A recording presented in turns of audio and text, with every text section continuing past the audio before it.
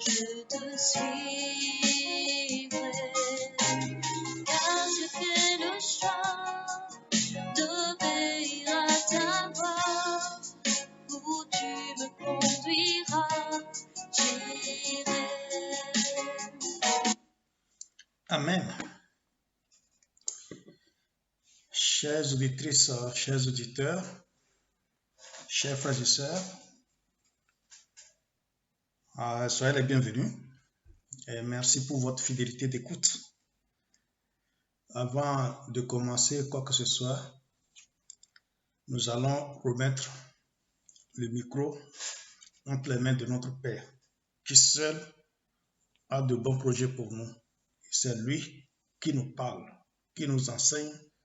C'est lui qui est au centre de toutes nos activités ici-bas.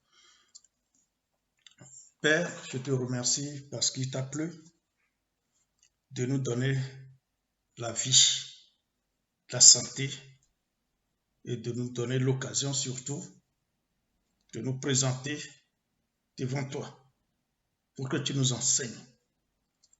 Je prie donc que tu disposes nos cœurs et qu'aucun autre esprit ne puisse influencer ni de près ni de loin tout ce qui va se faire. Que la chair et le sang ne contrôlent rien, que tout soit contrôlé par toi et que tu nous permettes de comprendre ce que tu as pour nous aujourd'hui, au nom de Jésus. Amen. Chères sœurs, chers frères, chères auditrices, chers auditeurs, dimanche passé, nous avions tiré la conclusion sur la série « Cette bonne nouvelle du royaume ». Et pour nous, c'était terminé.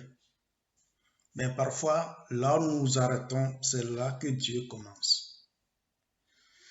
Aujourd'hui, il est prévu que nous puissions parler des événements de la fin. Mais le Père a une volonté qui prime sur tout. Cette volonté, c'est que nous comprenions ce qu'il a pour nous.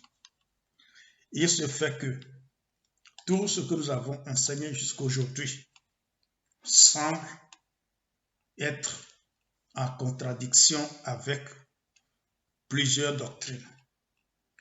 Alors, celui qui nous départage, c'est le Père lui-même. Et le Père se manifeste à travers sa parole qu'il nous a laissée. Et c'est ce que notre Seigneur Jésus nous a dit dans ses paraboles et les dernières instructions qu'il a données à ses disciples avant de s'en aller. C'est la raison pour laquelle nous avons voulu analyser ce qui se passe dans les églises. En réalité, le problème de l'homme s'appelle le péché. Et aussi longtemps que nous n'avons pas maîtrisé le péché, nous avons des problèmes. Aussi longtemps que nous n'avons pas compris le péché, parce que pour maîtriser quelque chose, il faut la comprendre. Si nous ne comprenons pas le péché, le pouvoir du péché, la capacité du péché et la solution au péché, nous n'allons nulle part. Nous perdons le temps dans les églises. Chers frères, chers sœurs, nous avons été religieux pendant des années. Et malheureusement, il y a encore des milliers de personnes qui sont encore religieuses et qui croient qu'avec cette doctrine ou bien tous les dogmes, ils seront sauvés. Mais celui qui est venu sauver s'appelle Jésus. Et c'est lui qui a défini les règles. Du moins, s'il nous a enseigné les règles que le Père a définies en ce qui concerne le salut. Et le salut passe forcément par la solution au péché. Aujourd'hui, nous allons parler, nous allons affronter le péché. Et si à la fin de cette émission, tu as la victoire sur le péché, tu sauras que tu es vraiment sauvé. Et c'est après ça que nous allons parler des faits réels. Nous allons parler de ce qui nous entoure et parler de nos responsabilités à partir de ce moment. Les religions des églises se sont multipliées et continuent de se multiplier. Pour la simple raison que les religions ont été créées par des hommes qui définissent des règles. J'avais déjà parlé dans un groupe des tempéraments,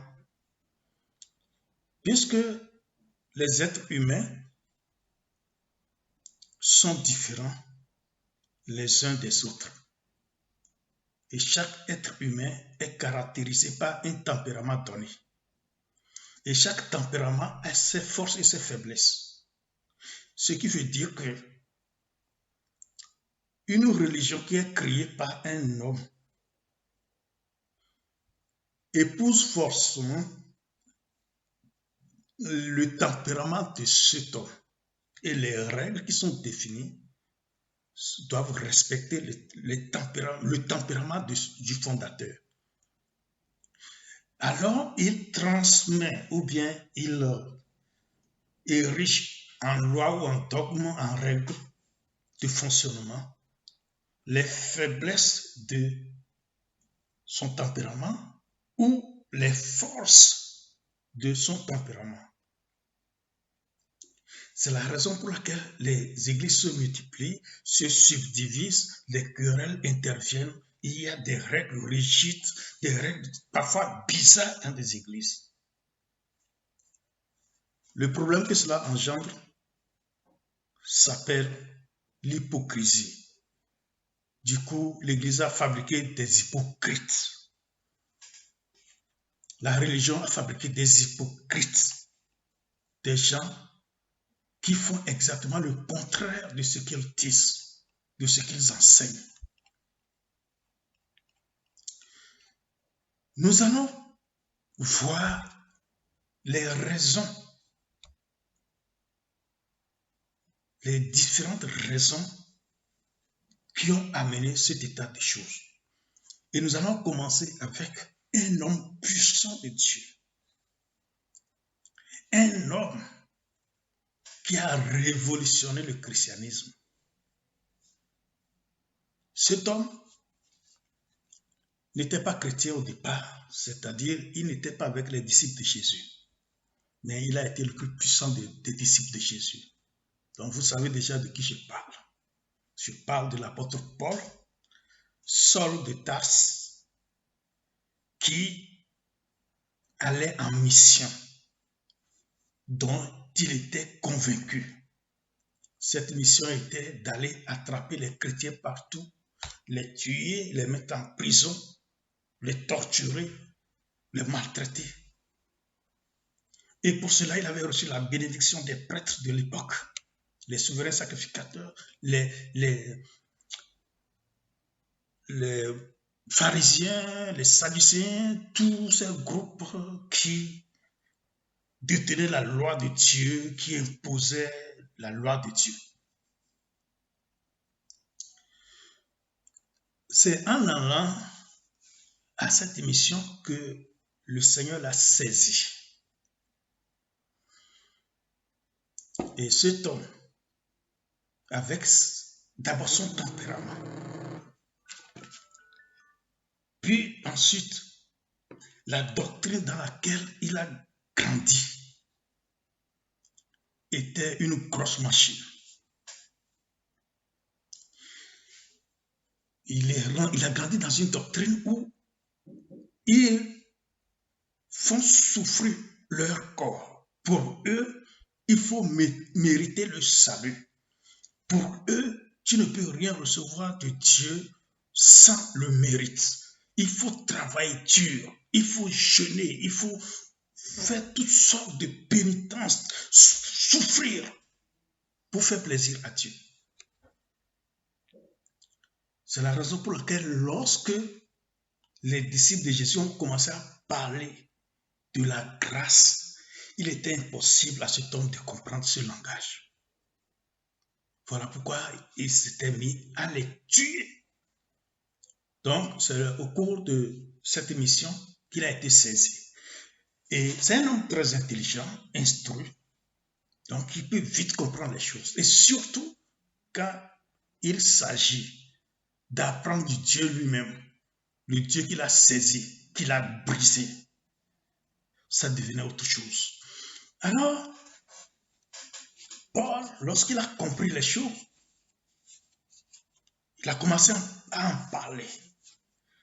Mais lorsqu'il a commencé à voir le résultat, il était troublé lui-même. Il a remarqué que ceux qui ont compris le salut avaient trop de liberté. Donc, Paul a commencé à enseigner, à écrire à des églises pour leur dire, non, vous devez vous maîtriser, vous devez faire ci, vous devez faire ça. Lorsque nous prenons par exemple 1 Corinthiens chapitre 3, verset 16, verset 16 à partir de verset 16, je vais voir ce qui est écrit, verset 16 et la suite. Ne savez-vous pas que vous êtes le temple de Dieu et que l'Esprit de Dieu habite en vous? Si quelqu'un détruit le temple de Dieu, Dieu le détruira, car le temple de Dieu est saint, et c'est ce que vous êtes. Que nul ne s'abuse lui-même.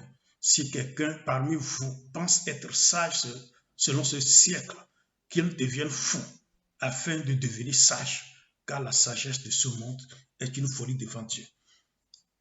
Lorsque Paul parle comme ça rentre dans ce qu'il sait. Le corps doit être sain et il faut travailler cela, il faut lutter, il faut tout faire pour que le corps soit sain.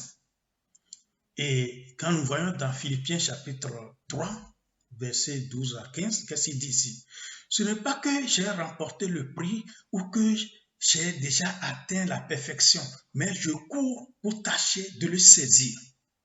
Verset 14 dit, je cours vers le but pour remporter le prix de la vocation céleste en Jésus-Christ. Donc pour Paul, il faut lutter, il faut se battre, il faut mériter le salut. 1 Corinthiens chapitre 6.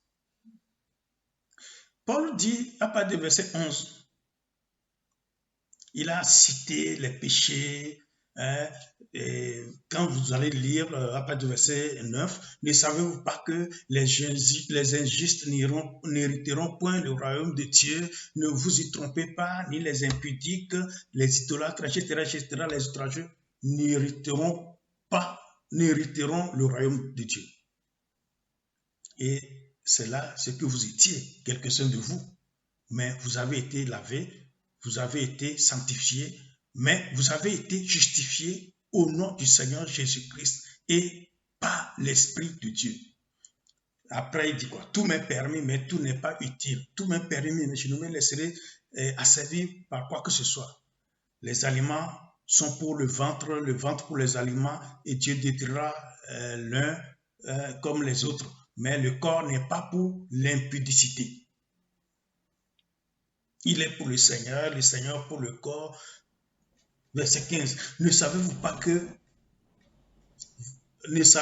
que vos corps sont des membres de Christ? Prendrai-je donc les membres de Christ pour en faire les membres d'une prostituée? Loin de là. Ne savez-vous pas que celui qui s'attache à la prostituée est un seul corps avec elle? Car, est-il dit, les deux deviendront une seule chair, etc.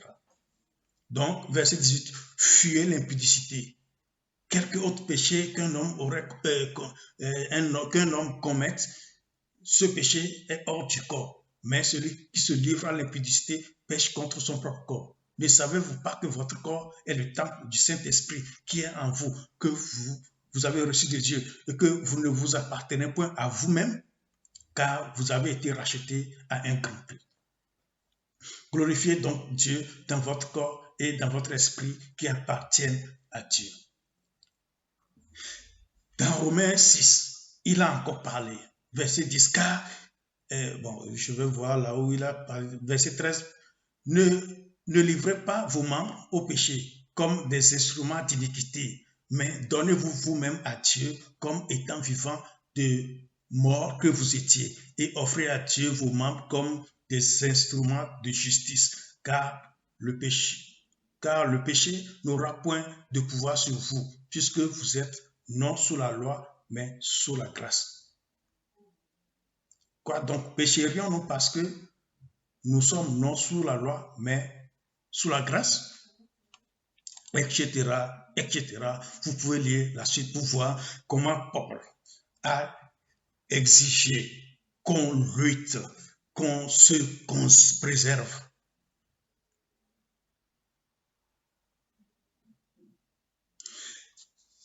Maintenant, il a dit, même, je prends le verset 19, je parle de manière, à la manière des hommes, oui, à la manière des hommes, à cause de la faiblesse de votre chair.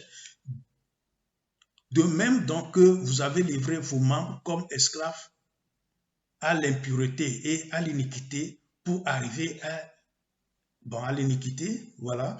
Ainsi, maintenant, livrez vos membres comme esclaves à la justice pour arriver à la sainteté. Car lorsque vous étiez esclaves du péché, vous étiez libres à l'égard de la justice. Bon, etc. Verset 22. Mais maintenant, étant affranchis du péché et devenus esclaves de Dieu, vous avez pour fruit la sainteté et pour fin la vie éternelle. Donc, il associe la sainteté à la vie éternelle. Et c'est ce qui amène plusieurs personnes dans plusieurs églises à définir des règles pour punir le péché, pour punir le pécheur, pour lutter, même jusqu'à aller dire parce que telle personne a péché ou bien il a péché plusieurs fois, il peut perdre le salut, etc. Ce n'est pas de leur faute. Par la suite, à un moment donné, je les insultais qui sont des hypocrites, mais en lisant la Bible, j'ai compris quand même qu'ils n'ont pas tort. Ils ont pris la parole de Dieu. Ils se basent sur la parole de Dieu, surtout des écrits de Paul. Bon, maintenant, nous continuons à parcourir ce que Paul a écrit sur le péché, ce qui amène les églises à être dures, à inventer des histoires. Nous allons voir toutes ces choses-là, du moins une bonne partie. 1 Corinthiens chapitre 9. Ne savez-vous pas que ceux qui courent dans le stade courent tous, mais qu'un seul remporte le prix? Courez de manière à le remporter. Tous ceux qui combattent s'imposent toute espèce d'abstinence et ils le font pour obtenir une couronne corruptible. Mais nous faisons-le pour une couronne incorruptible. Moi donc, je cours, non pas comme à l'aventure, je frappe, non pas comme battant l'air, mais je traite durement mon corps et je le tiens assujetti de peur d'être moi-même rejeté après avoir prêché aux autres.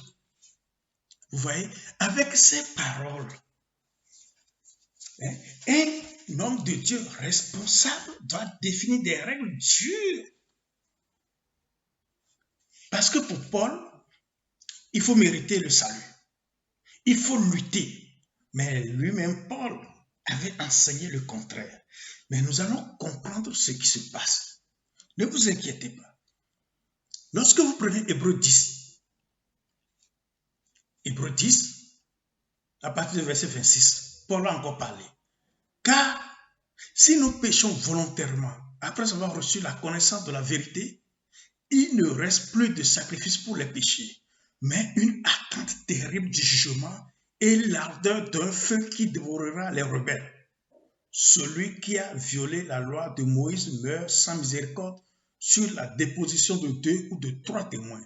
De quel pire châtiment pensez-vous que sera jugé digne celui qui aura foulé aux pieds le Fils de Dieu, qui aura tenu pour profane le sang de l'alliance par lequel il a été sanctifié et qui aura outragé l'esprit de la grâce? Ce passage, il y a plusieurs qui citent et s'appuient sur ça, et y compris moi, pour dire, il faut traiter durement son corps, il faut faire attention, et quand tu pêches après avoir donné ta vie à Jésus, et voilà des histoires, et on a souffert, on a jeûné, on a lutté pour ne plus pécher, mais on a menti. On a chaque fois échoué. Mais ce passage spécialement est très mal compris par plusieurs, par la majorité des chrétiens. Le passage qui est écrit ici s'adresse d'abord aux Juifs. Et le péché qu'ils commettent, c'est d'ajouter au salut offert par Jésus. Pour eux, ils doutaient encore que Jésus soit celui qui devait venir les sauver. Et d'autres attendent encore un Messie qui reviendrait les sauver. Claire, Paul leur a dit, si vous vous amusez, après avoir compris la vérité, on vous a dit la vérité, on vous a enseigné la vérité, il n'y aura plus un autre Christ qui viendra se sacrifier pour vous. Il n'y aura plus d'autres sacrifices. Donc, ce passage n'est même pas dans les passages que Paul a cités pour dire que nous méritons, nous devons travailler pour mériter notre salut. Vous pouvez lire la suite. Après avoir lu tous ces passages enseignés dans des églises comme des doctrines, toutes ces choses peuvent fonctionner un peu avec certains tempéraments, mais pas avec tous les tempéraments. La question que nous allons nous poser, puisque tout ce que nous avons étudié jusqu'à présent se trouve dans la parole de Dieu, et ce que nous venons de lire se trouve dans la parole de Dieu, que choisir? Est-ce que la parole de Dieu se contredit? Pourquoi autant de problèmes? Pourquoi ces troubles? Pourquoi ces multiplications? Ces incompréhensions? Répondons à cette question simple. Est-ce qu'un être humain peut décider de ce qu'il peut faire pour être parfait?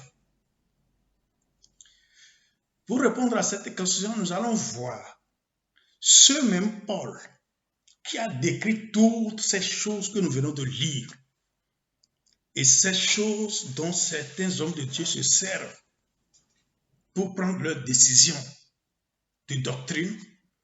Voyons Paul même, lorsque Dieu l'a mis devant le fait accompli, ce qui est sorti de sa bouche. Romains chapitre 7.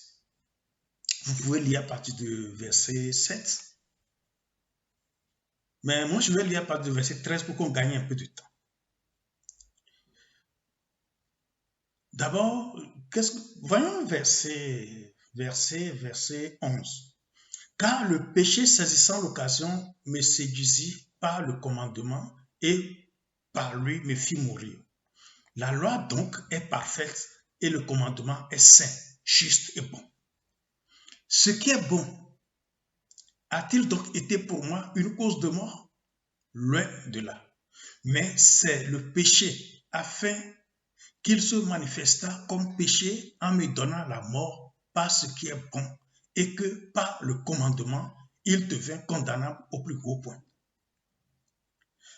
Nous savons en effet que la loi est spirituelle, mais moi, je suis charnel, vendu au péché. C'est Paul qui parle, le même Paul qui parle.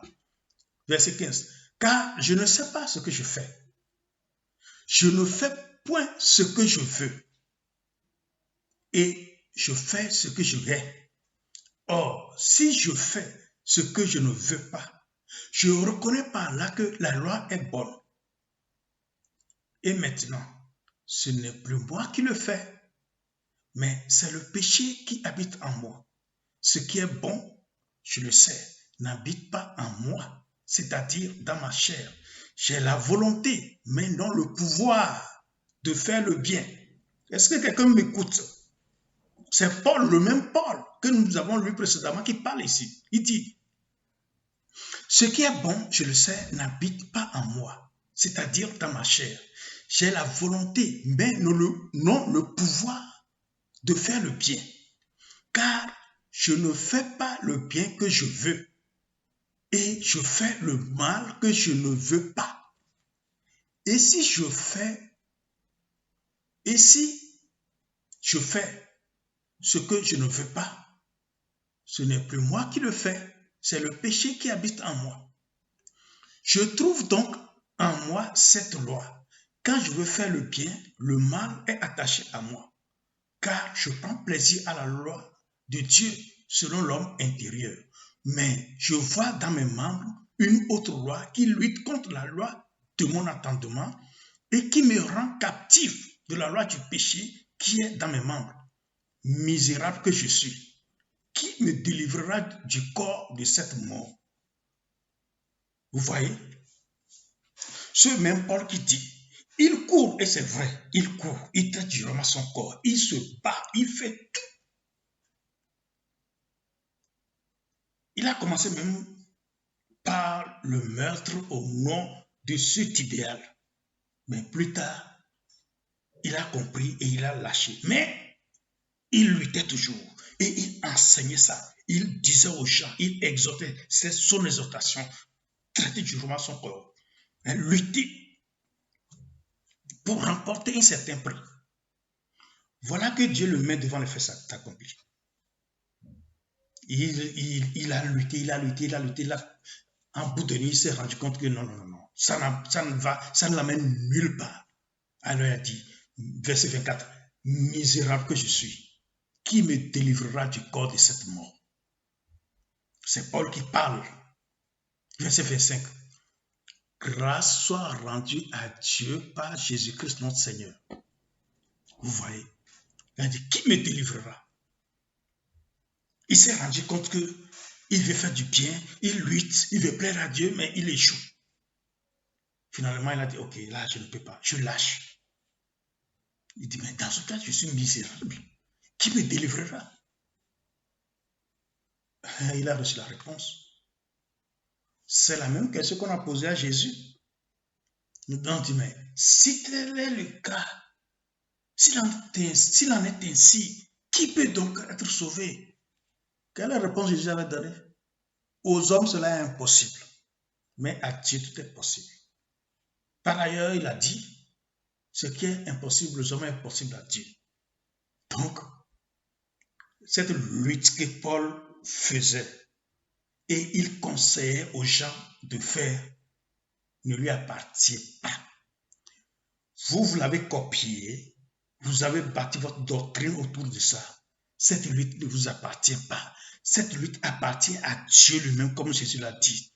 Et là, Paul, après avoir lutté, vous a demandé de lutter, a confessé. Il a dit, il est misérable. Et qui peut le délivrer? La grâce soit rendue à Dieu. C'est lui seul qui va vous délivrer. Vous-même, vous ne pouvez rien. Tous vos efforts sont nuls et de nul effet. En réalité, qui est-ce qui purifie? Qui est-ce qui rend parfait? Qui peut rendre un homme parfait? Dans Romains 8, verset 1, le même Paul a continué. Qu'est-ce qu'il a dit? Quelques conclusions à tirer. Il n'y a donc maintenant aucune condamnation pour ceux qui sont en Jésus-Christ. Ok? Vous voyez? En effet, la loi de l'esprit de vie en Jésus-Christ m'a affranchi de la loi du péché et de la mort. Car chose impossible à la loi, parce que la chair la rendait sans force. Dieu a condamné le péché dans la chair. Vous voyez, c'est Dieu qui l'a fait, c'est Dieu qui fait, c'est pas toi. En envoyant à cause du péché son propre fils dans une chair semblable à celle du péché, et cela afin que la justice de la loi fût accomplie en nous, qui marchons non selon la chair, mais selon l'esprit. Ceux en effet qui vivent selon la chair s'affectionnent aux choses de la chair, tandis que ceux qui vivent selon l'esprit s'affectionnent aux choses de l'esprit. Et l'affection de la chair, c'est la mort, tandis que l'affection de l'esprit, c'est la vie éternelle et la paix. Chers amis, chers frères,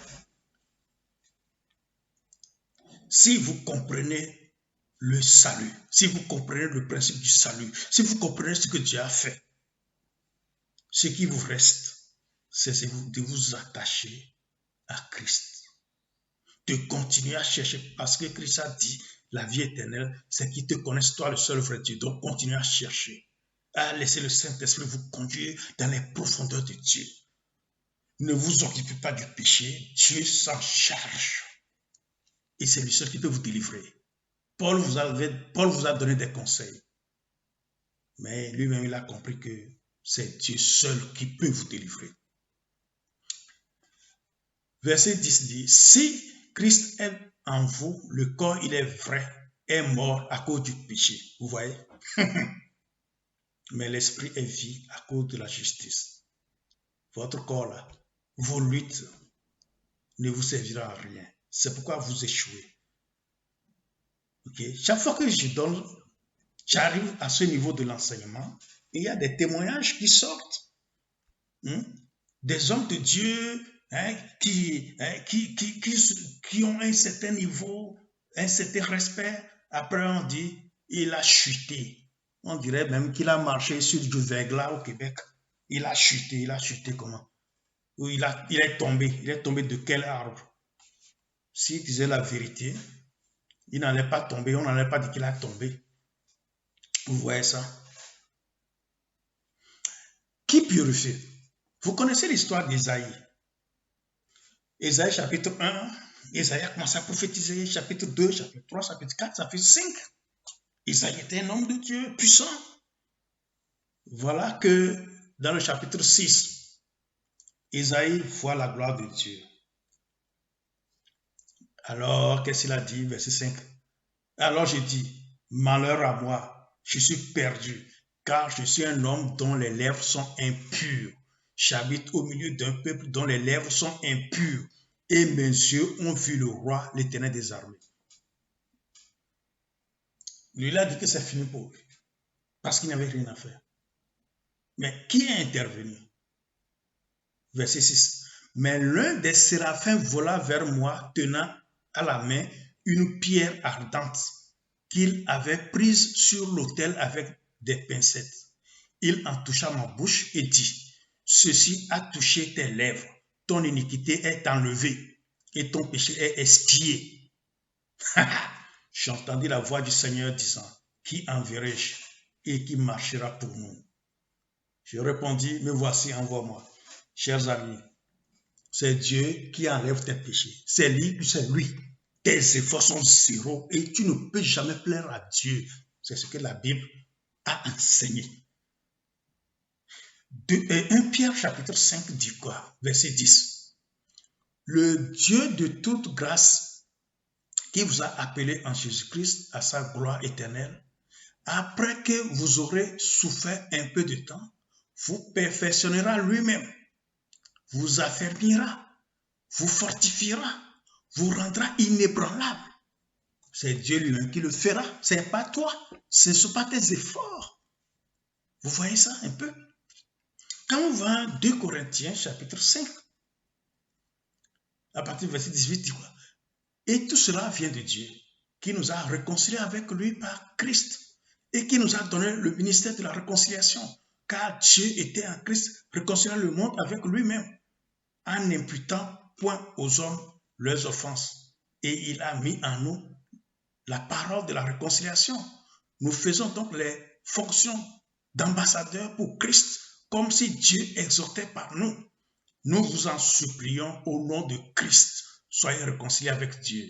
Celui qui n'a point connu le péché, il l'a fait devenir péché pour nous, afin que nous devenions en lui justice de Dieu. C'est Dieu même qui l'a fait. Tu deviens justice de Dieu pas à cause de tes efforts. Jacques chapitre 2, verset 9, à partir du verset 9. Mais si vous faites acception de personne, vous commettez un péché. Acception de personne, c'est-à-dire vous privilégiez des gens, vous êtes ségrégationniste, vous préférez certaines personnes à d'autres. Là, vous commettez un péché. Il dit, vous êtes condamnés par la loi comme des transgresseurs. Vous voyez? Maintenant, il dit, verset 10, car quiconque observe toute la loi, mais pêche contre un seul commandement, devient coupable de tous. Vous voyez? Vous voulez observer la loi. Vous voulez respecter tout ce que Paul a dit. Vous traitez durement votre corps. Vous luttez, vous passez par ici, par là. C'est bien beau. Mais êtes-vous sûr d'accomplir la loi à 100%?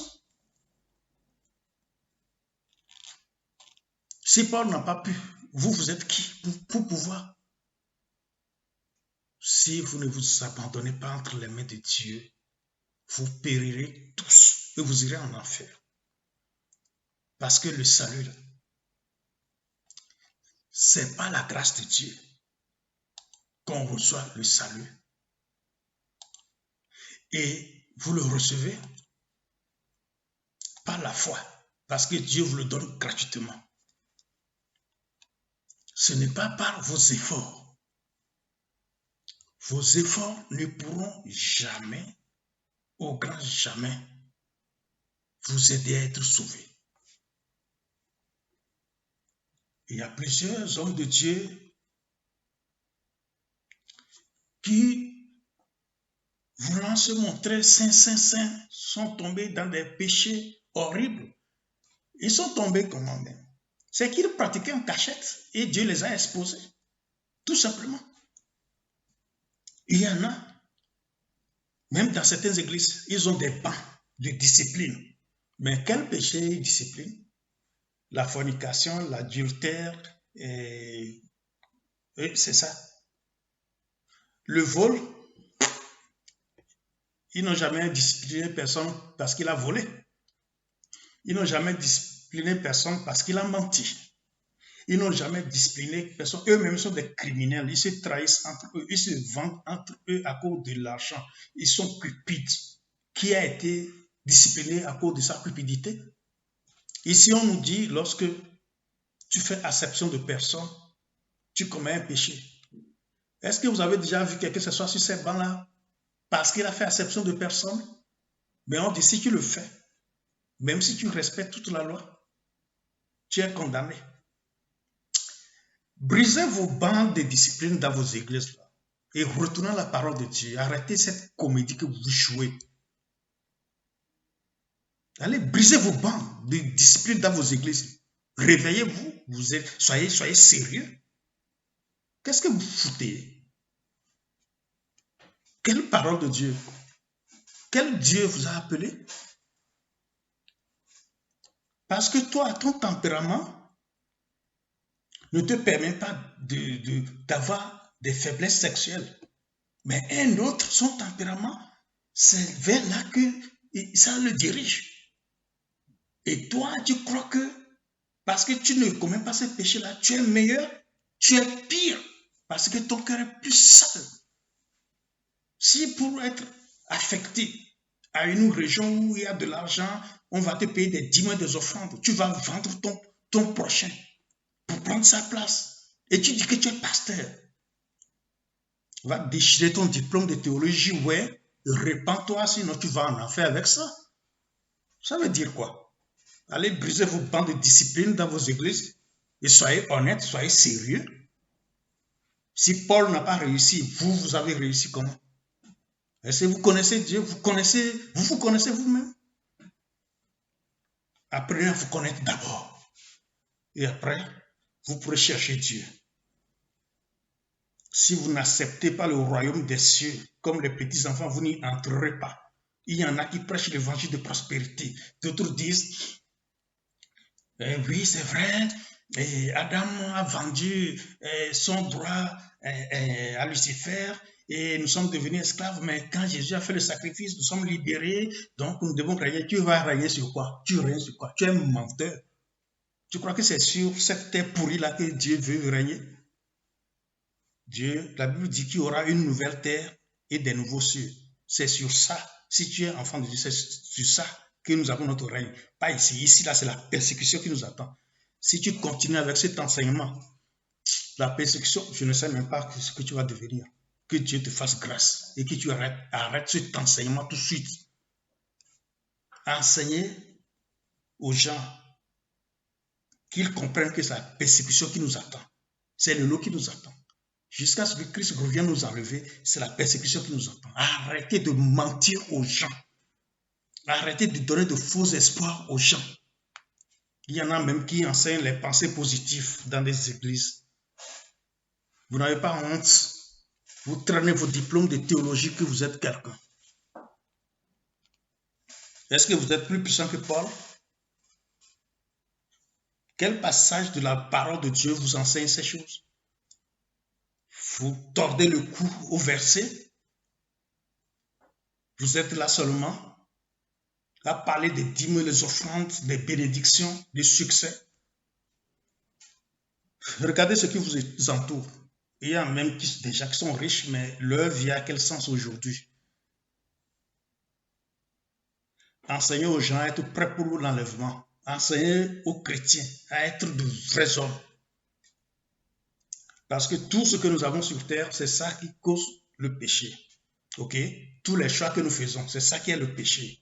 Parce que ces choix charnels nous entraînent dans le péché et nous empêchent de nous tourner vers Dieu, de chercher Dieu, d'être en communion avec Dieu, d'être en contact avec Dieu, de marcher avec Dieu. Regardez Jean-Baptiste. Jésus a dit, parmi les hommes qui sont nés de femmes, il n'y en a pas de plus grand que Jean-Baptiste. Jean-Baptiste avait quoi? Même pour s'habiller, c'est le peau d'animal qu'il mettait sur lui, n'est-ce pas? Il se nourrissait de quoi? Des sauterelles et du miel. Mais Jésus a dit, il est le plus grand de tous ceux qui sont nés des hommes.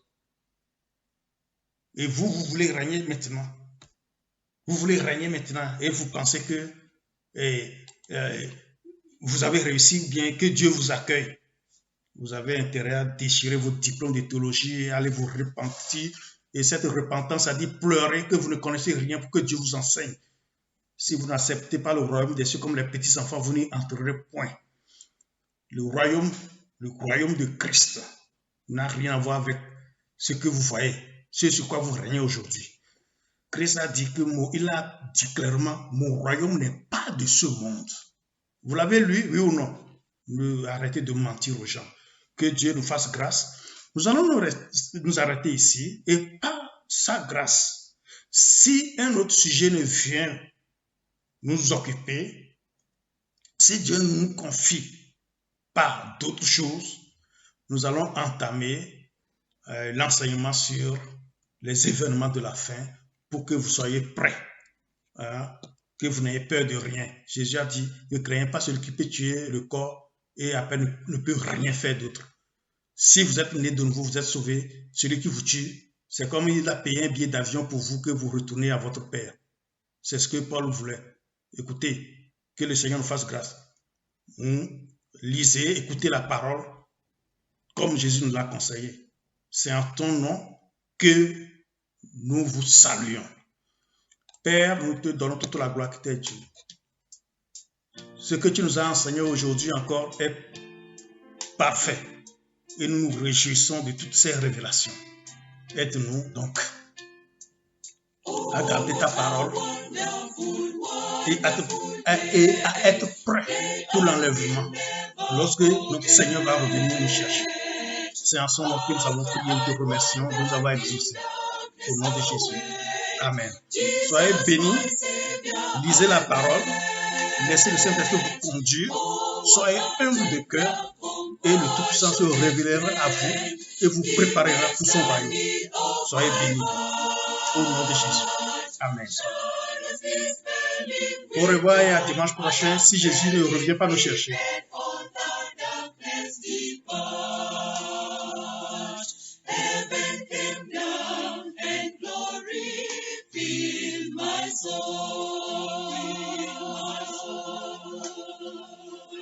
When at the cross the Savior made me whole,